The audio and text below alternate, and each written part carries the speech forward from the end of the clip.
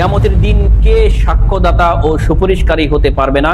Option ক কৃপণ ব্যক্তি, খ আত্মীয় সম্পর্ক ছিন্নকারী, গ অভিশাপকারীরা, গ খোটা দানকারীর। কোনটা নেবেন?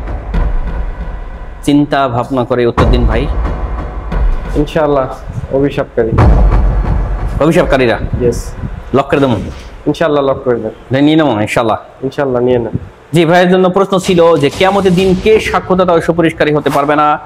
আমাদের ভাই অনেক চিন্তা ভাবনা গবেষণা করে লাস্টে উত্তর দিয়েছেন অভিশাপকারীরা।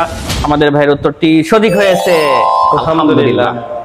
প্রিয় দর্শক, যারা অভিশাপকারী বেশিরভাগ নারীগণের অভিশাপ দিয়ে থাকে, বেশিরভাগ স্বামীদেরকে অভিশাপ দেয় তার স্ত্রীরা, ঠিক কিনা?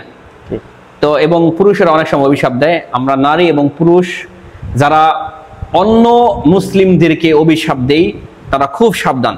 কিয়ামতের দিন আপনি কারোর জন্য সুপারিশকারী হতে পারবেন না এবং সাক্ষ্যদাতাও হতে পারবেন না। তো আমরা এই অভিশাপকারীদের দল থেকে আমরা বিরত থাকবো ইনশাআল্লাহ। কি বলেন? ঠিক আছে ইনশাআল্লাহ? আলহামদুলিল্লাহ, খুব ভালো। প্রিয় দর্শক, অবশ্যই আমরা আমাদের দিলের মধ্যে জানি গাইতে যায় যে আমরা ভবিষ্যতে কারোর জন্য অভিশাপকারী হব না এবং অভিশাপকারীর দলভুক্ত হব না। পারলে দোয়া করবো অথবা চুপ থাকবো। ঠিক আছে ইনশাআল্লাহ? আলহামদুলিল্লাহ।